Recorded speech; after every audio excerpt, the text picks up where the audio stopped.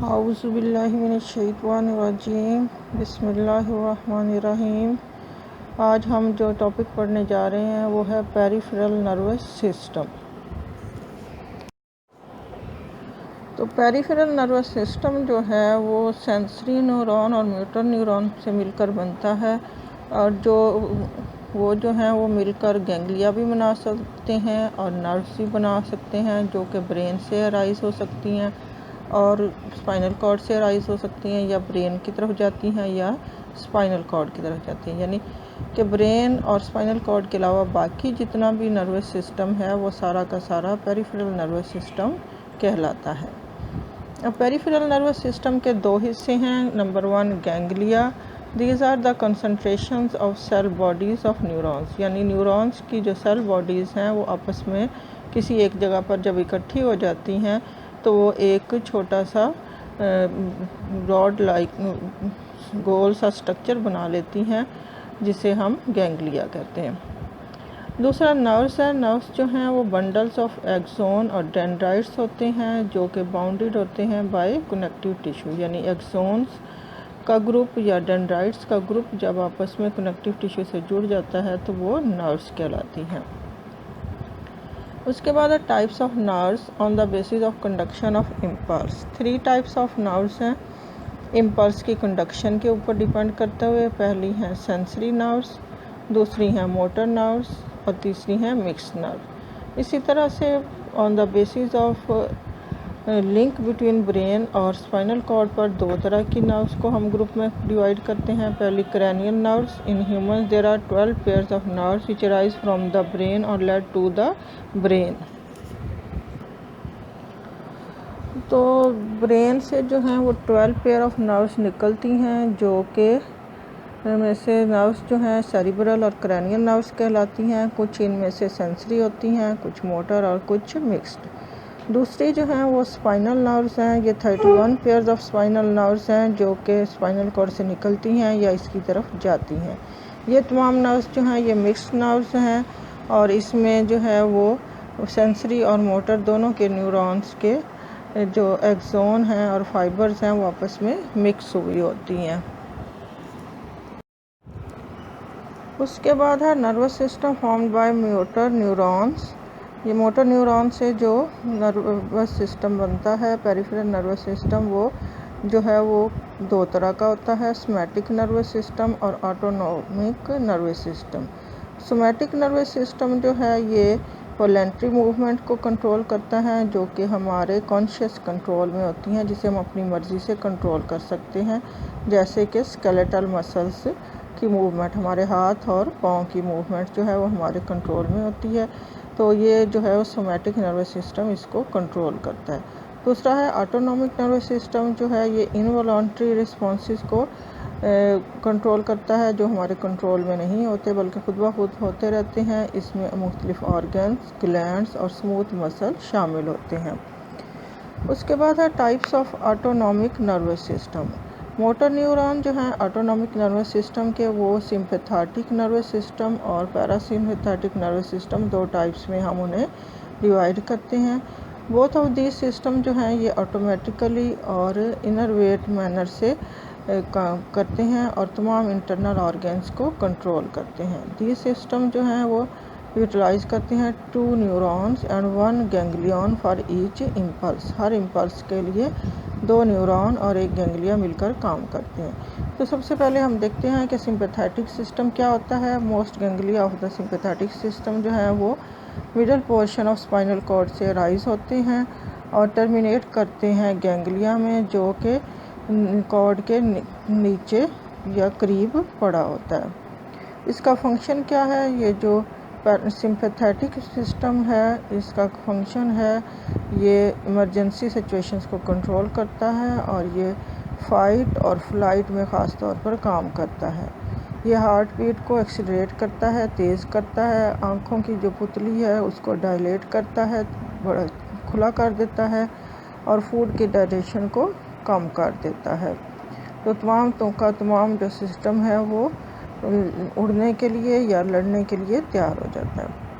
दूसरा जो है वो पैरासिम्पैथेटिक सिस्टम है। इसमें few cranial nerves including the vagus nerve heart की तरफ जो जाती है, और fibres of bottom portion of spinal cord से मिलकर पैरासिम्पैथेटिक नर्वस सिस्टम बनाती हैं।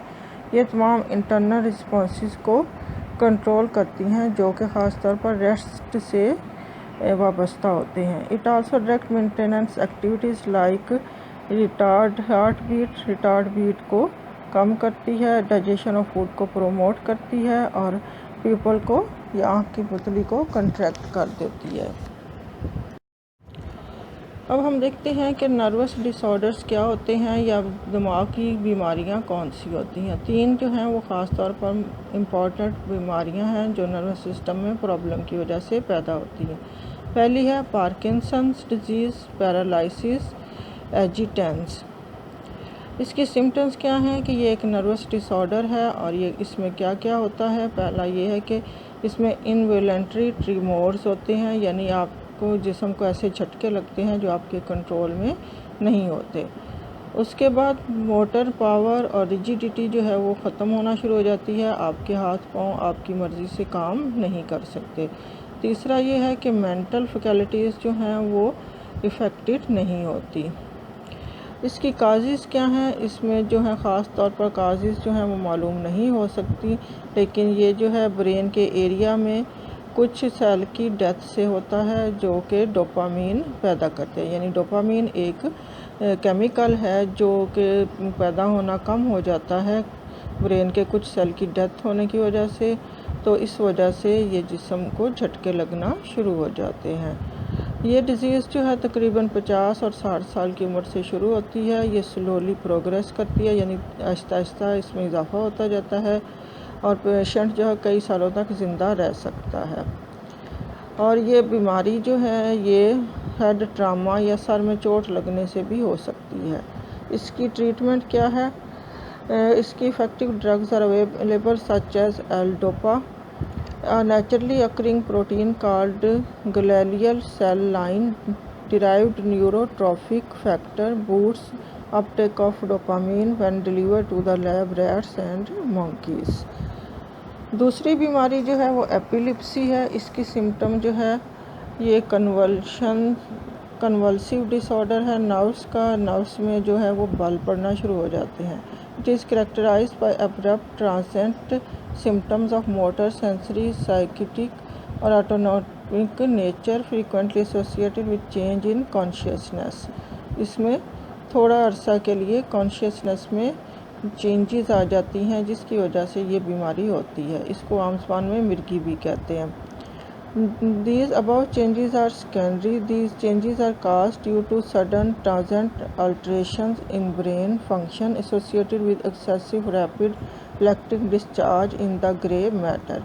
इसमें ग्रे मैटर के अंदर जो है वो तेज़ी से चार्जेस या पॉजिटिव और नेगेटिव चार्जेस की मूवमेंट की वजह से ये बीमारी पैदा होती है और इसमें जो है वो इंसान को अपना होश जो है वो नहीं रहता, बेहोशी की कैफियत तारी हो जाती है। Causes: the onset of epilepsy is usually before age 30. Later age onset suggests organic disease. In some patients, emotional disturbance play a significant trigger role. इसकी डायग्नोसिस क्या है? EEG जो है वो मोस्ट इम्पॉर्टेंट टेस्ट है इन स्टडी ऑफ एपिलिप्सी। इसमें जो है वो ट्रीटमेंट क्या है? एंटी कन्वल्सेंट ड्रग्स यूज़ होती हैं। अल्कोहलिक जो है एग्रीवेट्स वो इसको बढ़ाते हैं, इस वजह से पर्सनस को अल्कोहल से अवॉइड करना चाहिए। तीसरी जो बीमारी है वो अल्ज़ीमर्स डिज़ीज़ है। अल्ज़ीमर्स डिज़ीज़ में जो है ये सबसे पहले एलाइस अल्ज़ीमर ने 1907 में डिस्कवर की थी, इस पर इसका नाम रखा गया। इसकी सिम्टम क्या है? इसमें ब्रेन के फंक्शन में आहिस्ता आहिस्ता कमी आना शुरू हो जाती है, स्पेशली विद एज के साथ ब्रेन काम करना छोड़ देता है। और ये डिजीज़ जो हैं ये डेमेंशिया, मेमोरी लॉस्ट भी पैदा करती है। इसकी जो है वो मोस्टली जो है वो genetic predisposition of the disease है। सम पीपल में so tends to run in families. तो ये बीमारी ख़ानदानों में चलती है, कुछ ख़ानदानों में ये बीमारी विरासती तौर पर या जेनेटिक तौर पर पाई जाती है। और इसके साथ एविडेंस है कि एलुमिनियम जो है वो अगर ज़्यादा इस्तेमाल किया जाए तो वो भी ब्रेन के अंदर ये बीमारी पैदा करने का बायस बनता है। उसके साथ साथ जो है मुख्तलिफ़ ड्रग्स या निकोटीन जो है वो भी नर्वस कोऑर्डिनेशन पर इफ़ेक्ट डालती हैं। Nicotine effects post synaptic membrane in central nervous system और पेरिफेरल नर्वस सिस्टम। ठीक है, इन मेम्ब्रेन के ऊपर निकोटीन जो है वो इफ़ेक्ट करती है और ये मिनिमाइज़ करती है एक्शन ऑफ एसिटाइलकोलिन और nicotine receptors, so it is stimulant of nerve impulse in increases heart beat rate, blood pressure और digestive track mobility. It may induce vomiting and diarrhea. It may cause water retention relation by kidneys. अब हम देखते हैं कि coordination का जो दूसरा system है जो कि केमिकल कोऑर्डिनेशन कहलाता है वो क्या है। केमिकल कोऑर्डिनेशन क्या है? ये एंडोक्राइन सिस्टम से टेक प्लेस करता है एनिमल्स में, और इसमें दो हिस्से होते हैं। एक एंडोक्राइन ग्लैंड्स जो कि डिफरेंट पार्ट्स ऑफ बॉडी में मौजूद होते हैं, और दूसरी वो सक्रीशंस जो ये सक्रीट करते हैं जिन्हें हम हार्मोन्स कहते हैं। तो एंडोक्राइन ग्लैंड्स और हार्मोन्स मिलकर एंडोक्राइन सिस्टम बनाते हैं। एंडोक्राइन ग्लैंड्स क्या हैं? एंडोक्राइन ग्लैंड्स को हम डक्टलेस ग्लैंड्स भी कहते हैं, फ्यू एग्जाम्पशंस। और ये इसमें क्या होता है, डिस्क्रीट ग्रुप ऑफ सेल्स होते हैं which make specific chemical compounds called hormones. In Greek hormones mean exciting और सेटिंग इन मोशन।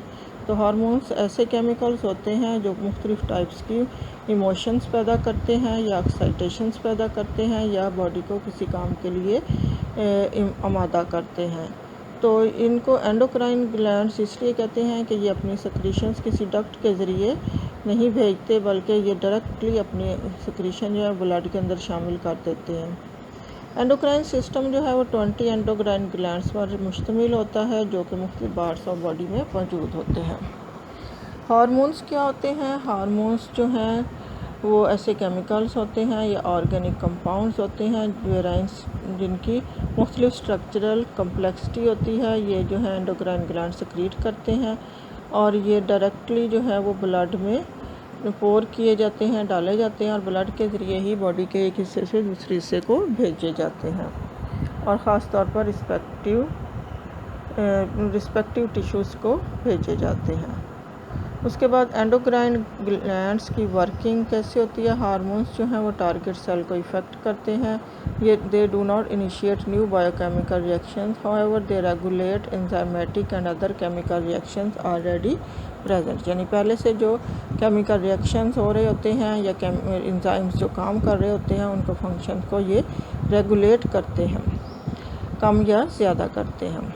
दे में आइदर स्टिमुलेट और इनहिबिट और फंक्शन, या फंक्शन को तेज़ भी कर सकते हैं और रोक भी सकते हैं। हार्मोन्स जो हैं वो लॉन्ग टर्म चेंजेस को भी कंट्रोल करते हैं, जैसे कि rate of growth, rate of metabolic activity and sexual maturity. Chemical nature of hormones क्या है? केमिकल नेचर ऑफ हार्मोन्स जो हैं वो तो 4 तरह के होते हैं। प्रोटीन हो सकते हैं जैसे कि इंसुलिन और ग्लूकागोन है। अमाइनो एसिड हो सकते हैं और उनके डेरिवेटिव हो सकते हैं जैसे कि thyroxine, epinephrine and nor epinephrine. उसके बाद जो है वो पॉलीपेप्टाइड्स हो सकते हैं जैसे वैसोप्रेसन और एंटी डाययूरेटिक हार्मोन और ऑक्सीटोसिन। फिर स्टीरॉइड्स हो सकते हैं जैसे testosterone, oestrogen, progesterone and cortisone.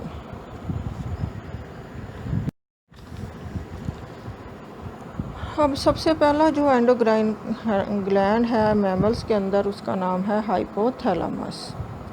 Hypothalamus जो है वो ब्रेन का एक पार्ट है जो सामने डायग्राम में दिखाया गया है, और ये 4 ब्रेन के अंदर मौजूद होता है। और इसके लिए स्टिमुलस जो हैं वो नर्वस सिस्टम के लिए जो हैं वो जो आते हैं वो सबसे पहले जो हैं वो कन्वर्ट किए जाते हैं हार्मोनल रिस्पॉन्सेस में। यानी कि हाइपोथैलेमस जो है वो नर्वस सिस्टम में पहुंचने वाले बहुत सारे सेंसिटिव स्टिमुलाई को हार्मोनल स्टिमुलाइस में चेंज कर देता है। Neurosecretory cells in the hypothalamus जो हैं वो प्रोड्यूस करते हैं और सिक्रीट करते हैं वेराइटी ऑफ हार्मोन्स, यानी सेंसरी न्यूरॉन बॉडी के मुख्तलिफ हिस्सों से स्टिमुलस लेकर आते हैं और हाइपोथैलेमस उसके रिस्पॉन्स में केमिकल्स सिक्रीट करता है जिन्हें हार्मोन्स कहा जाता है। One of the nerve cluster synthesize oxytocin and antidiuretic hormone.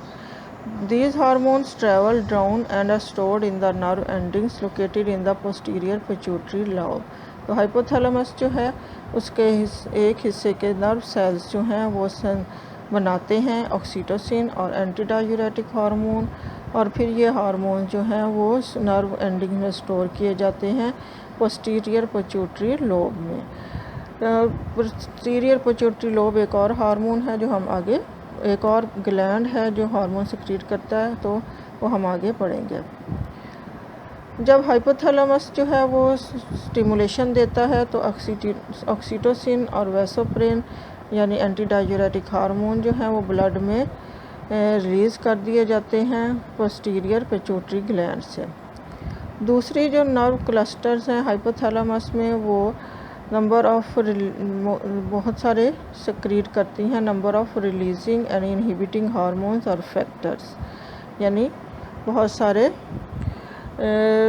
Inhibitory hormones जो हैं वो दूसरी क्लस्टर जो है वो सिक्रीट करती हैं, उनका एक ग्रुप। ये हार्मोन्स जो हैं ये ब्लड के ज़रिए एंटीरियर पिट्यूटरी लोब को भेजे जाते हैं और वहाँ जाकर ये मुख्तलिफ ट्रॉफिक हार्मोन्स की सिक्रीशन को रेगुलेट करते हैं, जैसे कि growth hormone, prolactin manufactured by the anterior pituitary lobes. तो हाइपोथैलेमस बेसिकली क्या करता है कि ये हार्मोन सिक्रीट करता है जो आगे जाकर पिट्यूटरी ग्लैंड के मुख्तलिफ हिस्सों पर इफ़ेक्ट करके वहाँ से नए हार्मोन्स को सिक्रीट करने में हेल्प करते हैं। तो दूसरा जो इम्पॉर्टेंट हार्मोन जिसे मास्टर ग्लैंड कहा जाता है वो पिट्यूटरी हार्मोन है, पिट्यूटरी ग्लैंड है जो कि पिट्यूटरी हार्मोन सिक्रीट करता है। पिट्यूटरी ग्लैंड की लोकेशन जो है और स्ट्रक्चर क्या है, पिट्यूटरी जो ग्लैंड जो है मैन के अंदर हाइपोफाइसिस सेरिब्रा जो है वो एक अवॉइड ओवल शक्ल का स्ट्रक्चर है, यानी पिट्यूटरी ग्लैंड मैन में एक ओवल शक्ल का स्ट्रक्चर है और ये 0.5 ग्राम होता है बड़ों में उसका वज़न, और ये ब्रेन के साथ जुड़ा हुआ होता है शॉर्ट स्टाक के ज़रिए जिसे इनफंडिब्यूलम कहते हैं। एक छोटी सी स्ट्रक्चर के साथ, लटकने वाले स्ट्रक्चर के साथ ये ब्रेन के अंदर लटका हुआ होता है। इसके 3 लोब्स हैं, इंटीरियर लोब, मीडियन लोब और पोस्टीरियर लोब। तो सबसे पहला जो लोब है वो इंटीरियर लोब है जो कि मास्टर ग्लैंड कहलाता है, और क्योंकि ये बहुत सारे एडिशनल हार्मोन्स पैदा करता है जो कि मुख्तलिफ दूसरे बॉडी पार्ट से मुख्तलिफ हार्मोन्स के सिक्रीट होने को भी कंट्रोल करता है। तो इंटीरियर लोब जो है addition to producing primary hormone also produces trophic hormone which control the secretion of hormones in many other endocrine glands. तो hormone secreted by anterior lobe में जो है वो सबसे पहला जो हार्मोन है वो है सोमैटोट्रॉफिक हार्मोन और सोमैटोट्रोफिन और ग्रोथ हार्मोन STH। ये कहाँ से रिलीज़ होता है, ये एक सोमैटोट्रोफिन रिलीजिंग फैक्टर होता है जो कि हाइपोथैलेमस से आता है पूरी ज़िंदगी, और वो आकर फिर इस interior lobe of pituitary gland को मजबूर करता है कि वो सोमैटोट्रॉफिक हार्मोन सिक्रीट करे। इसका फंक्शन क्या है सोमैटोट्रॉफिक हार्मोन का, ये इसका मेन फंक्शन जो है वो ग्रोथ है। व्हेन ग्रोथ जो है वो तकरीबन ख़त्म हो जाती है एडोलेसेंस में, तो hormone continue to promote protein synthesis throughout the body. तो जब इंसान बड़ा हो जाता है तो उसके बाद ये हार्मोन जो है ग्रोथ की बजाय प्रोटीन बनाने का काम करता रहता है, जिसकी वजह से बॉडी वीक नहीं होती। इसके डिसऑर्डर्स क्या है, अगर ओवर सिक्रीशन हो जाए अर्ली एज में, बचपन में, तो ये गैंटिज़म पैदा करता है। Over secretion later in life जो है वो abnormal development of hands, feet, jaws पैदा करती है जिसे हम एक्रोमेगली कहते हैं। तो अगर छोटी उम्र में ये ज़्यादा मिक़दार में पैदा हो जाए तो वो जो इंसान है उनके कद बड़े बड़े हो जाते हैं और उनका साइज़ भी नॉर्मल से बड़ा हो जाता है। अगर बड़ी एज में ये सेक्रीट हो तो बॉडी का साइज़ तो वही रहता है, लेकिन हाथ, पाँव और जबड़े जो हैं वो ज़्यादा मिक़दार में बड़े हो जाते हैं। अगर अंडर सेक्रीशन हो तो ड्वार्फिज़म पैदा होता है, जिसकी वजह से जो है उनका कद छोटा रह जाता है और उसके साथ साथ उनमें का थायराइड और एड्रिनल हार्मोन में भी कमी आ जाती है। दूसरा हार्मोन जो पिट्यूटरी ग्लैंड से सेक्रीट होता है वो थायराइड स्टिमुलेटिंग हार्मोन है। ये थायरोट्रोफिन रिलीजिंग फैक्टर से के नतीजे में रिलीज़ होता है, जो कि हाइपोथैलेमस भेजता है इसको, और ये level of thyroxine in the blood जो है वो इसके सिक्रीशन को कंट्रोल करता है। यानी ब्लड के अंदर थायरॉक्सिन जो है उसकी जितनी मिक़दार होगी उसके मुताबिक ये थायराइड स्टिमुलेटिंग हार्मोन सेक्रीट होगा। और हाइपोथैलेमस जो है वो इसकी सिक्रीशन का सिग्नल भेजता है, तो फिर ये anterior lobe of pituitary gland जो है इसको सेक्रीट करती है। लो लेवल ऑफ थायरॉक्सिन जो है उसके नतीजे में इसकी ज़्यादा मिक़दार प्रोड्यूस होती है, और अगर हाई लेवल ऑफ थायरॉक्सिन हो तो ये हार्मोन कम प्रोड्यूस होता है। अब इसके फंक्शंस क्या हैं? ये पूरी लाइफ सेक्रीट होता रहता है, लेकिन हाई लेवल में उस वक्त सेक्रीट होता है जब रैपिड ग्रोथ और डेवलपमेंट हो रही होती है। ये सेल्स ऑफ थायराइड ग्लैंड पर इफ़ेक्ट करता है, जिसकी वजह से उनकी तादाद और सेक्रीटरी एक्टिविटी ज़्यादा हो जाती है। तीसरा हार्मोन जो एंटीरियर लोब ऑफ पिट्यूटरी से सेक्रीट होता है वो एड्रेनोकॉर्टिकोट्रोफिक हार्मोन है। ये भी कॉर्टिकोट्रोफिक हार्मोन भी कहलाता है, ACTH। ये रिलीज़ होता है कॉर्टिकोट्रोफिन रिलीजिंग फैक्टर से, जो कि हाइपोथैलेमस से ही आता है, और हाइपोथैलेमस के अंदर ये कंट्रोल किया जाता है steroid level in the blood and directed by nervous stimulation of the hypothalamus as a result of stress, cold, heat, pain, fright, infections. इन सारे स्ट्रेसेस के नतीजे में वो ब्लड के अंदर स्टेरॉइड लेवल जो है वो चेंज होता है, और उसके नतीजे में जो है वो एड्रेनोकॉर्टिकोट्रोफिक हार्मोन सेक्रीट करने का फैक्टर जो है वो हाइपोथैलेमस रिलीज़ करता है, और वो आकर इंटीरियर लोब ऑफ पिट्यूटरी से एड्रेनोकॉर्टिकोट्रोफिक हार्मोन रिलीज़ करता है। फंक्शन क्या करते हैं कि एक्सेस और deficiency result in disturbance of normal adrenal functions, गुर्दों के फंक्शंस पर ये चीज़ इफ़ेक्ट करती है। चौथा हार्मोन जो इंटीरियर लोब ऑफ पिट्यूटरी से खारिज होता है वो गोनेडोट्रोफिन हार्मोन है। ये 3 टाइप के होते हैं: follicle stimulating hormone, FSH, luteinising hormone, LH, also called interstitial cell stimulating hormone, ICSH in male. Prolactin, sometimes inappropriately called luteotrophic hormone, LTH। ये रिलीज़ कहाँ से होते हैं? FSH और LH, ICSH share a common hypothalamic releasing factor, gonadotrophin releasing factor. Prolactin is continuously produced from the pituitary and is inhibited by prolactin inhibiting factor from the hypothalamus.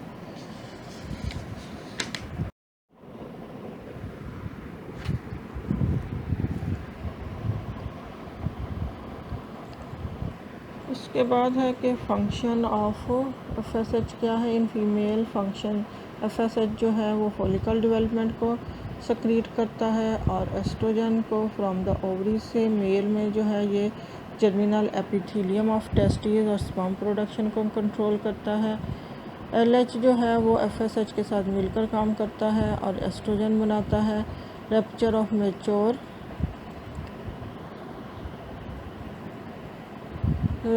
of mature follicles to release egg or ovum. It also causes the luteinization, turning yellow of the Graafian follicle, and acts synergistically with the prolactin to maintain the corpus luteum and hence the progesterone it secretes. ICSH in the male stimulate the interstitial cells of the testes to secrete testosterone. Function of prolactin. Prolactin stimulate milk production and acts with LH as described above.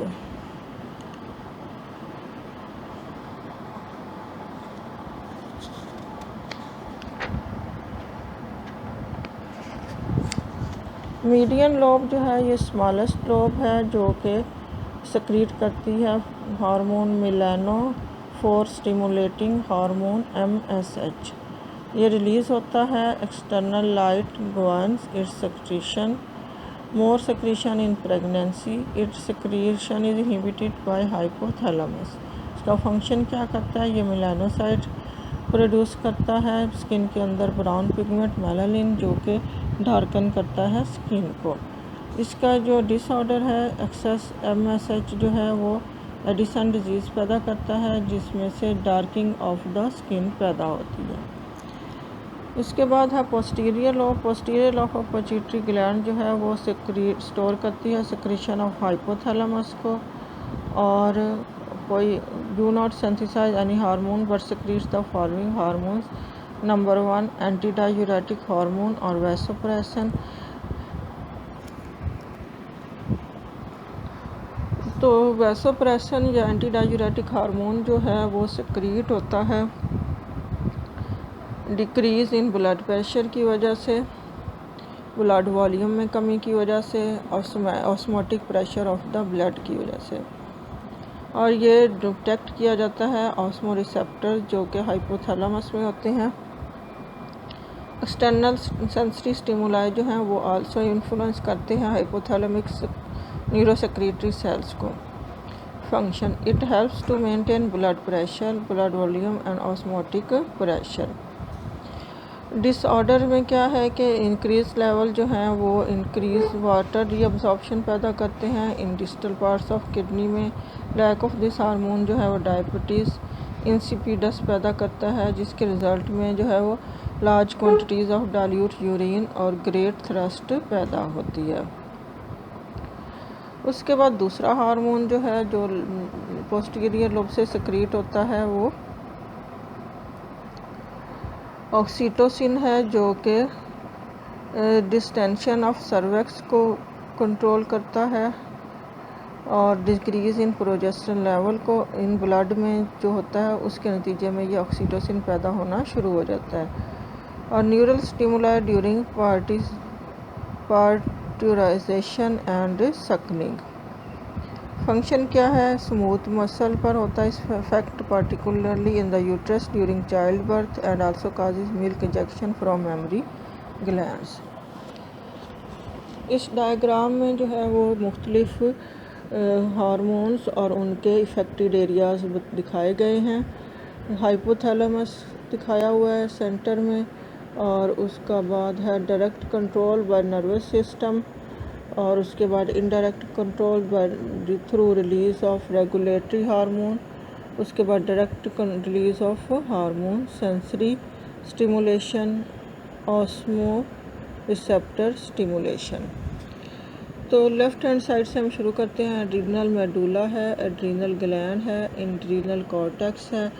उसके ऊपर जो है वो एफिनेफ्रीन और nor एफिनेफ्रीन hormone effect कर रहे हैं जिसकी वजह से ग्लूकोकॉर्टिकोइड कॉर्टिसोल हार्मोन सक्रीट हो रहा है। दूसरे नंबर पर जो है FSH है जो कि थायराइड ग्लैंड को अफेक्ट कर रहा है और वहाँ से वो थायराइड हार्मोन T2 और T4 रिलीज़ हो रहे हैं। तीसरे नंबर पर GH है जो लीवर पर इफ़ेक्ट करता है और वो somatomedin bone muscle other tissues के हार्मोन सक्रीट करता है। फिर PRL है जो मेमरी ग्लैंड पर इफ़ेक्ट करता है। फिर FSH है जो कि टेस्टिस पर इफ़ेक्ट करता है। इसी तरह से जो FSH है और LH है ये ओवरीज पर भी इफ़ेक्ट करते हैं। मेल में जो है वो इनहिबिन और टेस्टोस्टेरोन पैदा होता है। फीमेल में जो है वो एस्ट्रोजन प्रोजेस्टेरोन और इनहिबिन पैदा होता है ओवरी से। उसके बाद MSH है जो कि मेलानोसाइट पैदा करता है और ये पिगमेंट स्किन के कलर को डार्क करता है। उसके बाद OXT ऑक्सीटोसिन हार्मोन है जो कि फ़ीमेल के अंदर यूट्राइन स्मूथ मसल्स और मेमोरी ग्लैंड पर इफ़ेक्ट करता है, और मेल के अंदर जो है स्मूथ मसल डक्टस डेफरेंस और पोस्ट्रेट ग्लैंड पर इफ़ेक्ट करता है। ADH है जो कि किडनीज़ के ऊपर इफ़ेक्ट करता है और किडनीज़ के अंदर पानी की एब्जॉर्प्शन को कंट्रोल करता है।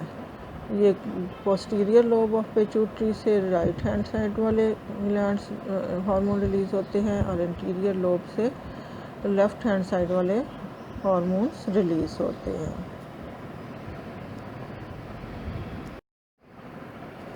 अब इस पेज पर कुछ क्वेश्चंस दिए हुए हैं, इम्पोर्टेंट MCQs हैं। तो ये इम्पोर्टेंट MCQs जो हैं ये भी आपने याद करने हैं। साथ का साथ अगर आप ये MCQs याद करते रहेंगे तो आपका जो है पेपर की अच्छी तैयारी हो जाएगी और आपका जो है वो रिज़ल्ट भी अच्छा होगा। ये चैप्टर जो है ख़ास तौर पर एंट्री टेस्ट के लिए बहुत ज़्यादा इम्पॉर्टेंट है, तो आपने इसको साथ के साथ जो है वो अच्छी तरह से तैयार करना है।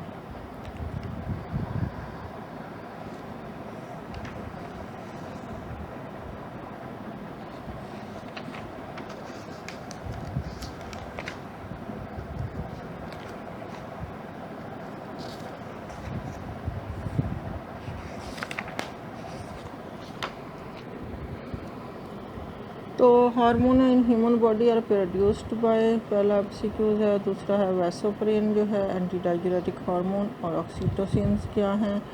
तीसरा है कि which hormone is chemical steroid. उसके बाद इंसुलिन और ग्लूकागोन हार्मोन जो हैं वो नेचर में क्या होते हैं। पिट्यूटरी ग्लैंड में जो है मीडियम लोब जो है वो कौन सा हार्मोन सेक्रीट करती है। इस तरह से आगे एडिसन डिजीज़ और MSH का जो है वो बताया हुआ है। और anti diuretic hormone is also called as vasopressin hormone. इसी तरह से फिर उन्होंने बताया है कि बीटा सेल ऑफ पैंक्रियाज जो हैं वो कौन सा हार्मोन सेक्रीट करते हैं।